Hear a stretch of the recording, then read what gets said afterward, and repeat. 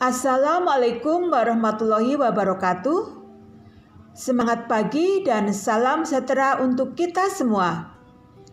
Siswa-siswi SMP dan MTS seluruh tanah air, kelas online PPKN, kembali hadir menemani belajar kalian.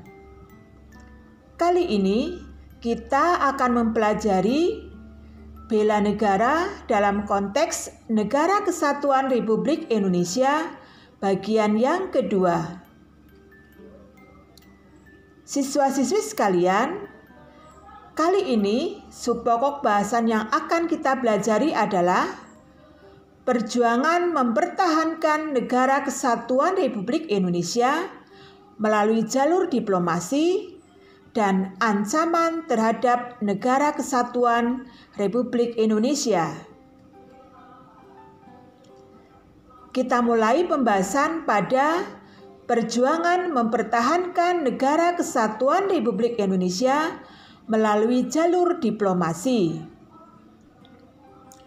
Selain melalui perjuangan fisik, para pahlawan bangsa berjuang melalui jalur diplomasi yang dilakukan melalui berbagai perundingan, terutama dengan Belanda.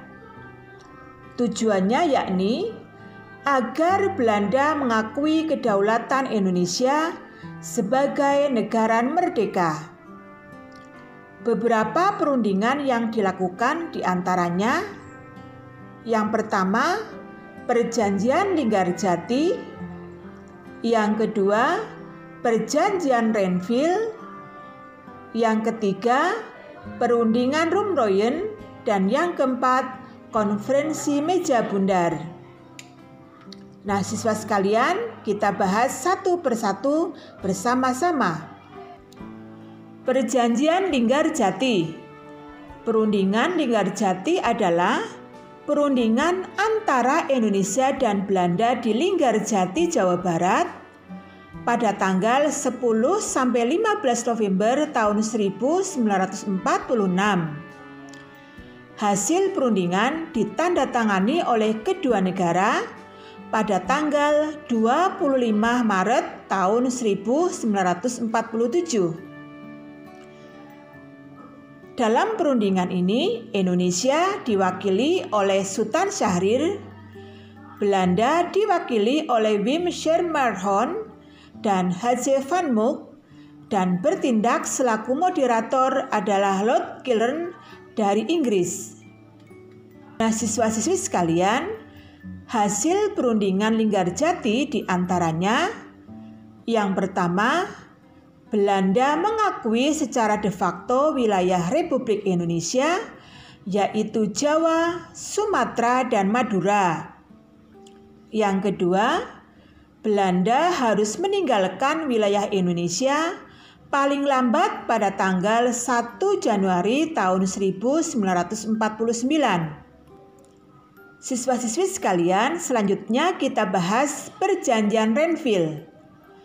Perundingan Renville adalah perundingan antara Indonesia dan Belanda di kapal Renville milik Amerika Serikat. Hasil perundingan ditandatangani oleh kedua negara pada tanggal 17 Januari tahun 1948.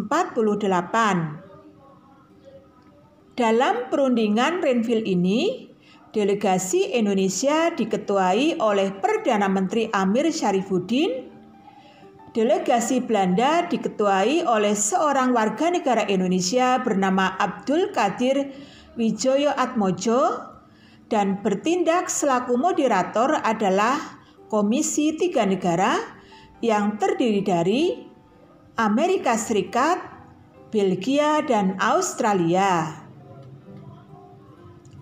Nah, apa saja isi Perjanjian Renville? Yang pertama, Belanda tetap berdaulat sampai terbentuknya Republik Indonesia Serikat. Yang kedua, Republik Indonesia sejajar kedudukannya dalam Uni Indonesia Belanda. Yang ketiga, sebelum RIS terbentuk, Belanda dapat menyerahkan kekuasaannya kepada pemerintah federal sementara. Dan yang keempat, Republik Indonesia menjadi negara bagian dari Republik Indonesia Serikat. Selanjutnya siswa-siswi sekalian, kita bahas Perjanjian Rumroyen. Perundingan Rumroyen adalah perundingan antara Indonesia dan Belanda di Jakarta pada tanggal 4 April tahun 1949. Hasil perundingan ditandatangani oleh kedua negara pada tanggal 1 Juli tahun 1949. Dalam perundingan ini, Indonesia diwakili oleh Mr. Muhammad Rum, Belanda diwakili oleh Dr. C.H. van Rooyen, dan bertindak selaku inisiator PBB Merle Corran, anggota Komisi PBB dari Amerika Serikat. Nah, selanjutnya pernyataan pemerintah Republik Indonesia dibacakan oleh Ketua Delegasi Indonesia Mr. Muhammad Rum yang meliputi yang pertama, pemerintah Republik Indonesia akan mengeluarkan perintah penghentian perang gerilya. Yang kedua, kedua belah pihak bekerja sama dalam hal mengembalikan perdamaian dan menjaga keamanan. Yang ketiga, Belanda turut serta dalam konferensi meja bundar yang bertujuan mempercepat penyerahan kedaulatan lengkap dan tidak bersyarat kepada negara Republik Indonesia Serikat. Lalu pernyataan pemerintah Belanda dibacakan oleh Ketua Delegasi Belanda Dr. C.H. van Rooyen yang meliputi pertama, pemerintah Belanda menyetujui bahwa pemerintah harus dan leluasa melakukan kewajiban dalam satu daerah yang meliputi karesidenan. Yang kedua, pemerintah Belanda menyetujui bahwa Republik Indonesia akan menjadi bagian dari Republik Indonesia Serikat.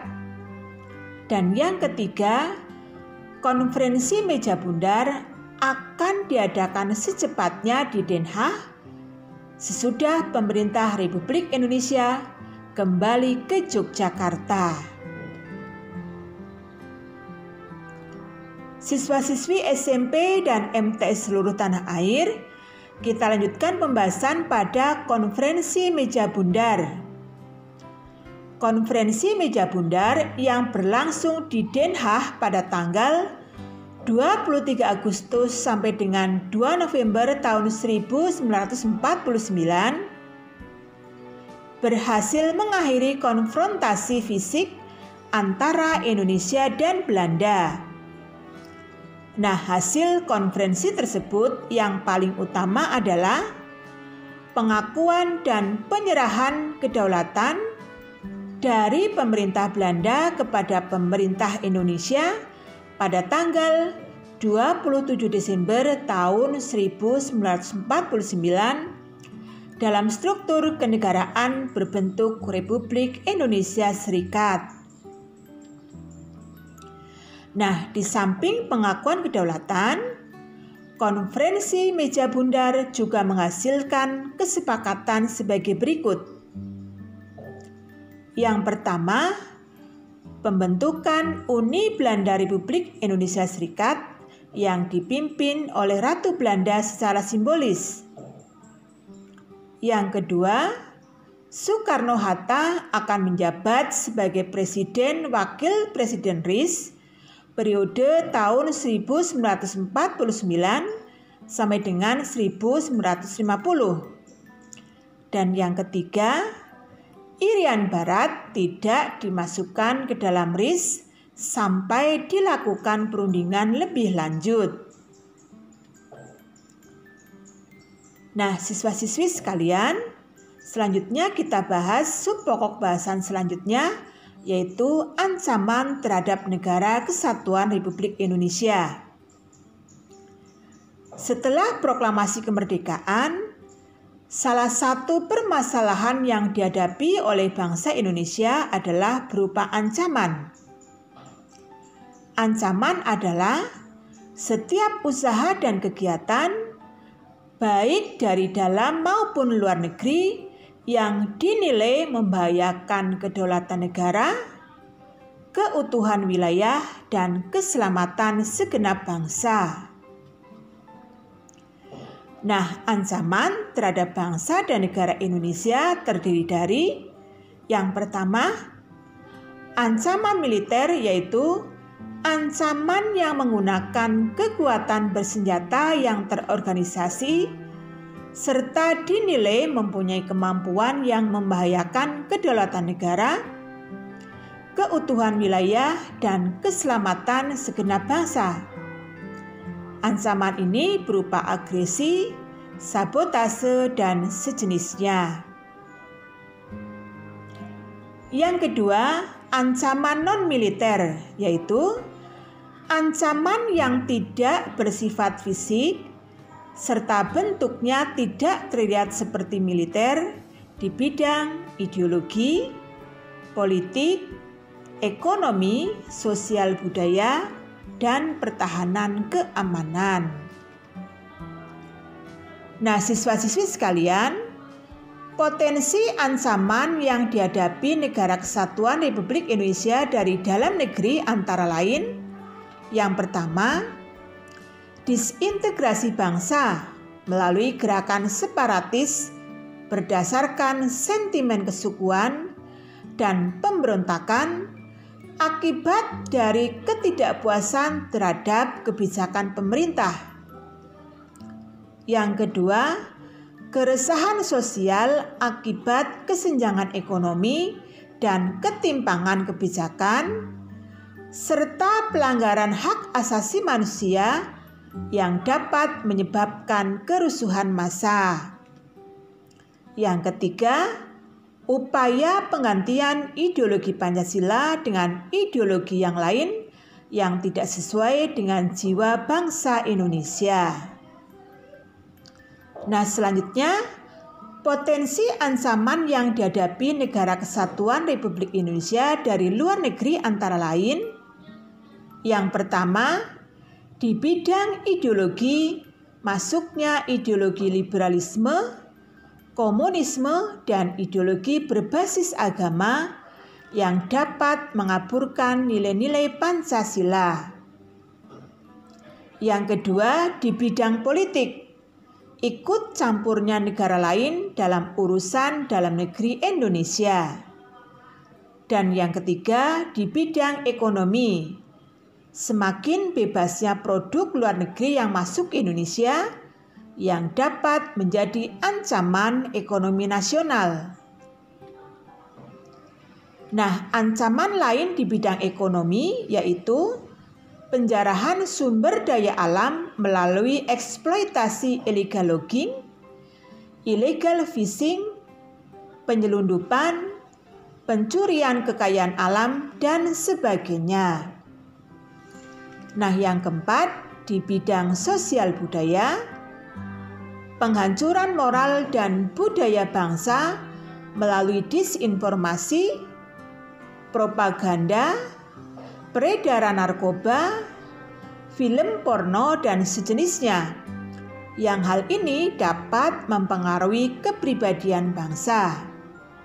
Dan yang kelima, di bidang pertahanan dan keamanan, berupa pelanggaran wilayah oleh kapal atau pesawat militer, peredaran narkoba, kejahatan internasional, dan sejenisnya.